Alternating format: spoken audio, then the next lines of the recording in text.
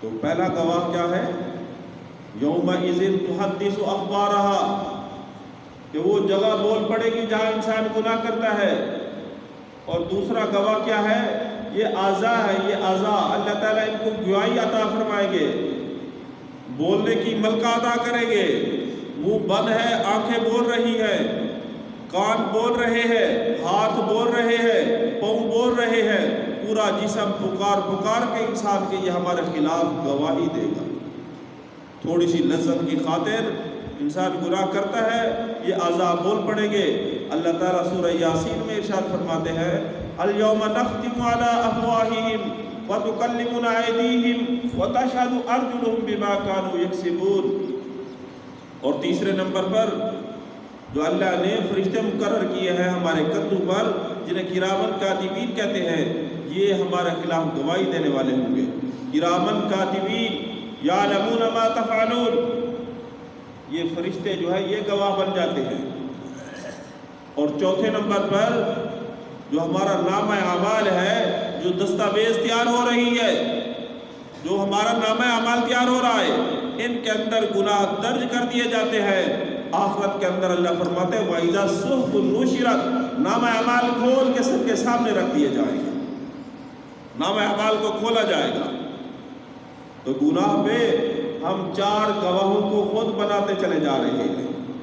پہلے نمبر پر جب گناہ کرتے ہیں تو وہ جگہ گواہی دیتی ہے، وہ زمین گواہی دیتی ہے، یومئذ تحدث اخبارہا۔ دوسرے نمبر پر ہمارے اعضاء یہ گواہ بن جاتے ہیں، الیوم نختم علی افواہہم وتکلمنا ایدیہم وتشہد ارجلہم بما کانوا یکسبون۔ اور تیسرے نمبر پر یہ فرشتے گواہ بن جاتے ہیں، کرامن کاتبین یعلمون ما تفعلون۔ چوتھے نمبر پر نامہ اعمال جو ہمارا دستاویز تیار ہو رہے ہیں، یہ ہمارے خلاف ہوں گے اور سب کے سامنے کھول دیا جائے گا۔ وَإِذَا الصُّحُفُ نُشِرَتْ، یہ 4 گواہ بن جاتے ہیں۔ اب ہر انسان چاہتا ہے میں کامیاب ہو جاؤں، کامران ہو جاؤں۔ آپ کو پتہ ہے جب مقدمہ دائر ہوتا ہے گواہوں پہ فیصلہ ہوتا ہے۔ ہم میں سے تو کسی ایک کے پاس طاقت رہیں گے ان گواہوں کو ہم جھٹلا سکے؟ جب زمین بول رہی ہوگی نہ بولنے والی چیز، ہم کیسے کہیں گے تو جھوٹ بول رہی ہے؟ اور جن اعضاء کے ساتھ ہم نے گناہ کیا، یہ اعضاء ہمارے خلاف گواہی دے رہے ہوں گے، ان کو کیسے جھٹلائیں گے؟ اور فرشتے، وہ پاکیزہ مخلوق جو کبھی جھوٹ نہیں بولتی، وہ فرشتے بول پڑیں گے۔ اور نامہ اعمال جس کی حقانیت کی ذمہ داری خود رب نے لی ہے، سچی دستاویز سب کے سامنے کھول دی جائے گی، تو انسان کے لیے بڑی بدبختی ہوگی اگر یہ 4 گواہ لگ گئے اللہ کے دربار میں۔ پھر آپ سوچیں، میں سوچوں کہ فیصلہ پھر کیسے ہوگا؟ تو اللہ تعالیٰ نے احسان والا معاملہ کیا، کرم والا معاملہ کیا۔ اللہ تعالیٰ نے زندگی کے اندر موقع دیا، کوئی بات نہیں، 4 گواہ اگر تمہارے خلاف تم نے خود بنا لیے اور وہ سچی گواہی دینے والے ہیں، لیکن پھر بھی اللہ نے موقع دیا کہ جب تک زندگی ہے، اللہ تعالیٰ فرماتے ہیں سچے دل کے ساتھ تم توبہ کرو۔ قُلْ يَا عِبَادِيَ الَّذِينَ أَسْرَفُوا عَلَىٰ أَنفُسِهِمْ لَا تَقْنَطُوا مِن رَحْمَةِ اللَّهِ۔ اللہ پکار کے کہتے ہیں پیغمبر انہیں بتا دو، اے میرے بندے، اگر تم اپنی جانوں پہ ظلم کر چکے، زیادتیاں کر چکے، لا تقنطوا من رحمت اللہ، اللہ کی رحمت سے نا امید نہ ہو۔ اللہ کی رحمت بہت بڑی ہے۔ اللہ کے دربار میں توبہ کرو، سچے دل سے توبہ کے آنسو بہاؤ۔ تو توبہ کے لیے بھی اللہ تعالیٰ نے 4 شرطیں رکھی ہیں، اگر ان 4 شرطوں کے ساتھ توبہ کی جائے تو یہ 4 گواہ ختم ہو جائیں گے۔ اللہ تعالیٰ زمین کو بھی بھلا دیں گے اور باقی جو اعضاء ہے یہ بھی گواہی نہیں دیں گے، اور نام اعمال سے گناہ مٹا دیے جائیں گے، بلکہ مٹا کیا دیے جائیں گے، ان گناہوں کی جگہ اللہ تعالیٰ نیکیوں کو لکھ دیں گے۔ فرشتے نامہ اعمال کھولیں گے، وہ اس کے حق میں گواہی دیں گے، اس کے خلاف گواہی نہیں دیں گے۔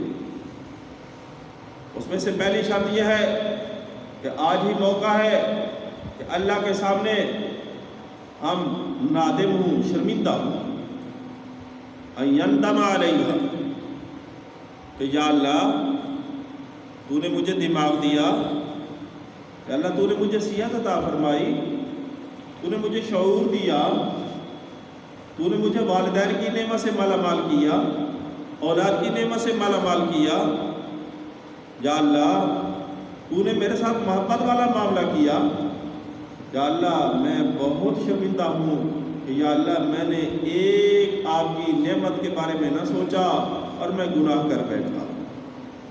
اللہ کے سامنے نادم ندامت کے آنسو بہائے کہ میں بہت، یا اللہ بہت میں نادم ہوں۔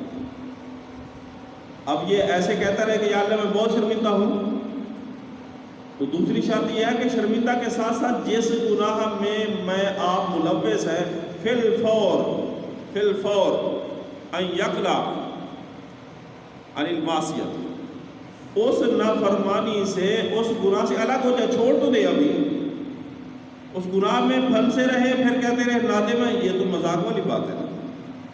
ندامت کے ساتھ فی الفور ہم اس گناہ کے راستے سے ایک طرف ہو جائیں، اس گناہ کو فی الفور چھوڑ دیں، اس گناہ کو فی الفور چھوڑ دیں۔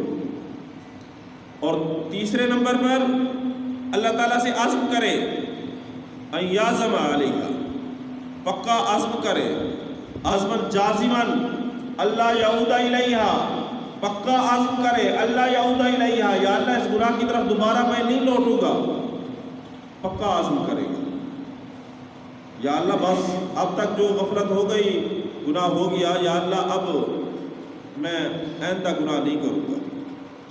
چوتھے نمبر پر جو حقوق ہم نے کسی کے غصب کر رکھے ہیں ان کی ادائیگی کے بارے میں ہم سوچیں، جو حقوق ہم نے اللہ کے یا بندوں کے حقوق ہم نے ضائع کیے ہیں ان کی ریکوری شروع کریں۔ یہ 4 شرطیں ہیں، جب ان 4 شرطوں کے ساتھ انسان توبہ کرتا ہے اللہ تعالیٰ گناہ پہ جو 4 گواہ ہیں ان کو ختم فرما دیتے ہیں۔ تو گناہ پہ 4 گواہ کون سے تھے؟ پہلا گواہ یہ تھا کہ جہاں انسان گناہ کرتا ہے وہ جگہ وہ انسان کے خلاف گواہی دے گی، یومئذ تحدث اخبارہا۔ دوسرے نمبر پر جب انسان گناہ کرتا ہے تو یہ اعضاء، جسم کے اعضاء یہ انسان کے خلاف گواہی دیتے ہیں، الیوم نختم علی افواہہم وتکلمنا ایدیہم وتشہد ارجلہم بما کانوا یکسبون۔ تیسرے نمبر پر فرشتے اس گناہ گار کے خلاف گواہی دیتے ہیں، کرامن کاتبین یعلمون ما تفعلون۔ اور چوتھے نمبر پر نامہ اعمال یہ اس انسان کے خلاف ہوتا ہے، سب کے سامنے کھول دیا جائے گا، وَإِذَا الصُّحُفُ نُشِرَتْ، یہ 4 گواہ بن جاتے ہیں۔ اگر بندہ اللہ سے توبہ کرے، معافی مانگے 4 شرطوں کے ساتھ، پہلی شرط کیا ہے؟ ندامت، شرمندہ ہو اللہ کے سامنے، اور دوسرے نمبر پر فی الفور اس گناہ کو چھوڑ دے، جس گناہ میں مبتلا فی الفور اس گناہ کو چھوڑ دے، اور تیسرے نمبر پر آئندہ گناہ نہ کرنے کا عزم کرے، اور چوتھے نمبر پر جو حقوق ضائع ہوئے ہیں ان کو ادا کرنے کا عزم کرے اور ایسا ایسا شروع کر دے، تو اللہ تعالیٰ سارے گناہ معاف فرما دیتے ہیں۔ اور اللہ تعالیٰ کی رحمت کو بڑا جاننا چاہیے۔ عام طور پہ جب انسان گناہ کر کر کے دل سیاہ کر لیتا ہے پھر یہ کہتا ہے کہ ہم تو گناہ گار ہی اتنے ہیں، ہم تو اتنے زیادہ گناہ گار ہیں، ہماری معافی کیسے ہو سکتی ہے؟ نہ تو ہم نے ساری زندگی نمازیں پڑھی، نہ زکوٰۃ ادا کی، اور نہ ہی کوئی اچھا کام کیا، ساری زندگی ہماری ضائع ہو گئی۔ مولانا اشرف علی تھانوی رحمۃ اللہ علیہ لکھتے ہیں اب یہ بظاہر تو عاجزی کر رہا ہے، صورت کے لحاظ سے یہ عاجزی ہے، لیکن یہ بہت بڑا تکبر کر رہا ہے کہ یہ بدبخت اتنا ہے جتنے بھی چاہے اس نے گناہ کر لیے یہ اپنے گناہوں کو اللہ کی رحمت سے بڑا سمجھ رہا ہے، یہ معافی کی امید ہی نہیں رکھتا۔ جتنے بھی ہو گئے گناہ، زمین و آسمان کا خلا اگر گناہوں سے بھر گیا، جتنے بھی گناہ ہو گئے، لیکن پھر بھی اللہ کی رحمت کو بڑا سمجھے کہ اللہ تعالیٰ مجھے معاف فرمائیں گے، اللہ کی رحمت کو بڑا سمجھے۔ اگر یہ اپنے گناہوں کو بڑا سمجھ رہا ہے تو اس کا مطلب یہ ہے کہ یہ تکبر کر رہا ہے کہ اپنے گناہوں کو اتنا بڑا سمجھ رہا ہے، حالانکہ اللہ کی رحمت بہت بڑی ہے، اللہ کی رحمت بہت بڑی ہے۔ آپ اندازہ لگائیں کہ کراچی کی گنجان آبادی ہے، کروڑوں لوگ رہتے ہیں، اگر وہ سمندر میں گندگی ڈالتے ہیں تو سمندر کی ایک موج آتی ہے، سب کی گندگی کو بہا کے لے جاتی ہے، وہاں اگر وضو کرو، وضو کر کے نماز پڑھو، نماز بھی ٹھیک ہے، سمندر کی ایک موج کروڑوں لوگوں کے پیشاب پخانے کو بہا کے لے جاتی ہے، پانی کو صاف کر دیتی، ایک موج۔ تو اللہ تعالیٰ کی رحمت کی ایک موج ہی کافی ہے ہماری بخشش کے لیے، ہماری توبہ کے لیے۔ یہ امید رکھنی چاہیے کہ اللہ کی رحمت کی ایک موج سے ہمارے بگڑے ہوئے حالات درست ہو سکتے ہیں۔ اللہ تعالیٰ کی رحمت کی ایک موج کافی ہے۔ بنی اسرائیل کا ایک واقعہ ہے کہ حضرت موسیٰ علیہ السلام نے اللہ تعالیٰ سے دعا کی کہ یا اللہ اس دنیا کے اندر مجھے وہ بندہ ملا دے جس کے گناہ پوری کائنات کے اندر سب سے زیادہ ہو، اور سب سے زیادہ جس سے تو نفرت کرتا ہو، سب سے بڑا گناہ گار جس کے گناہ زیادہ ہوں، مجھے وہ بندہ ملا دے۔ تو اللہ تعالیٰ نے فرمایا کہ جس راستے پہ جا رہا ہے نا، آگے ایک درخت آئے گا، ایک درخت کے نیچے ایک بندہ بیٹھا ہوگا، اس کے ساتھ بچہ بھی ہوگا۔ وہ جو بندہ بیٹھا ہوگا کائنات کے اندر سب سے بڑا گناہ گار، سب سے بڑا مجرم ہے، سب سے زیادہ اسی کے گناہ ہے۔ موسیٰ علیہ السلام چلتے رہے، جب اسی راستے سے گزرے بڑے تعجب سے دیکھا کہ کائنات میں جتنے انسان رہتے ہیں یہ سب سے زیادہ بدبخت ہے، سب سے زیادہ بدبخت ہے۔ حیران ہو کے چلے گئے۔ اگلے دن گھر سے نکلے، یہ لالڑے پیغمبر تھے، اللہ تعالیٰ سے دعا مانگی کہ یا اللہ مجھے آج وہ بندہ ملا دے جس کی نیکیاں سب سے زیادہ ہے۔ اللہ نے فرمایا کہ یہاں سے جا رہا ہے نا، اسی درخت کے نیچے ایک بندہ بیٹھا ہوگا، وہ جو بندہ تو دیکھے اس کے ساتھ ایک بچہ بھی ہوگا، وہ بندہ سب سے زیادہ نیک ہے اور سب سے زیادہ میں اسی کے ساتھ محبت کرتا ہوں۔ موسیٰ علیہ السلام جا رہے ہیں کہ کون سا بندہ ہے، جب وہاں سے گزرے تو وہی بندہ جو کل بیٹھا تھا آج بھی وہی بیٹھا ہے۔ بڑے حیران ہوئے کہ کیا ماجرا ہے کہ 24 گھنٹے پہلے یہی بندہ کائنات کے اندر سب سے زیادہ گناہ گار تھا، ایک دن میں کون سے ایسے اعمال کیے کہ پوری دنیا میں سارے انسانوں کو کراس کر کے پہلے نمبر پہ آ گیا کہ اللہ تعالیٰ سب سے زیادہ اسی سے محبت کرتے ہیں۔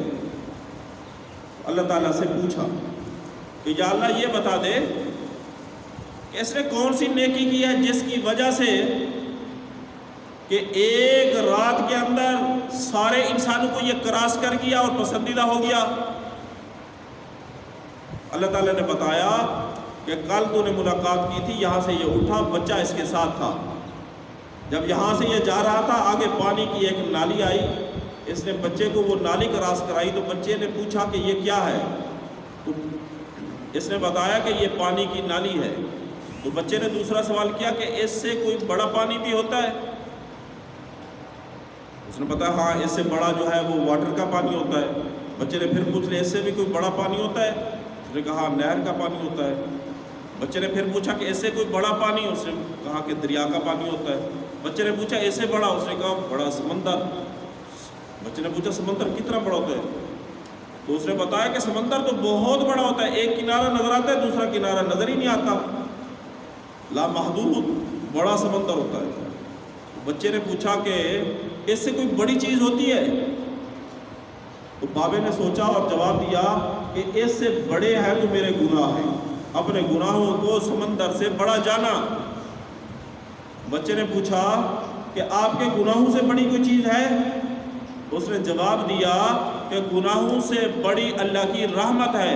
اللہ تعالیٰ فرماتے ہیں کہ جب اس نے یہ جملہ کہا کہ میرے گناہ سمندر سے زیادہ ہے لیکن میرے گناہوں سے اللہ کی رحمت بڑی ہے، مجھے اس کی یہ ادا، اس کے یہ الفاظ پسند آئے، میں نے اس کے سارے گناہوں کو نیکیوں سے تبدیل فرما دیا۔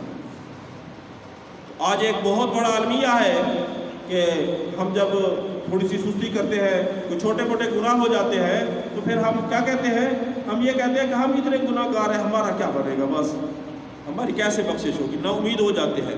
یہ شیطان کا وسوسہ ہے، شیطان کا دھوکہ ہے کہ وہ اللہ تعالیٰ کی رحمت سے ہمیں نا امید کر دیتا ہے۔ حالانکہ جتنے بھی گناہ ہو گئے تو اب کیا کرنا ہے؟ ہم نے توبہ کرنی اور اللہ کی رحمت کو اس سے بڑا جاننا ہے، پوری امید کے ساتھ، یقین کے ساتھ اللہ تعالیٰ سے معافی مانگی جائے اور اپنے آپ کو رحمت کا مستحق سمجھا جائے کہ اللہ تعالیٰ ضرور مہربانی فرمائیں گے، ورنہ جتنے بھی اعمال کر لیے جائے تو اعمال کی وجہ سے ہماری نجات نہیں ہو سکتی۔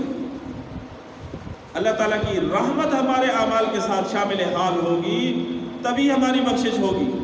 تو بھائی دوستو بزرگوں، جب انسان گناہ کرتا ہے خود ہی اپنے گناہ پہ 4 گواہ بناتا ہے۔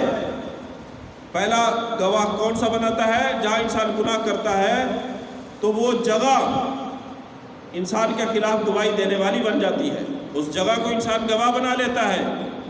اللہ تعالیٰ فرماتے ہیں یومئذ تحدث اخبارہا، یہ زمین پکارے گی، یہ بولے گی کہ اسی جگہ پہ اس بدبخت نے گناہ کیا تھا۔ اور دوسرے نمبر پر جن اعضاء کے ساتھ انسان گناہ کرتا ہے تو منہ پہ مہر لگا دی جائے گی، وہ اعضاء ہمارے خلاف گواہی دیں گے۔ اللہ تعالیٰ فرماتے ہیں الیوم نختم علی افواہہم وتکلمنا ایدیہم وتشہد ارجلہم بما کانوا یکسبون۔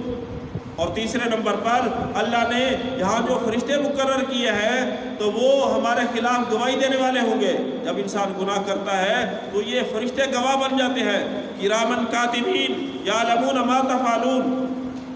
چوتھے نمبر پر ہمارا نامہ اعمال، یہ اس کو ہم اپنے خلاف گواہ بنا لیتے ہیں۔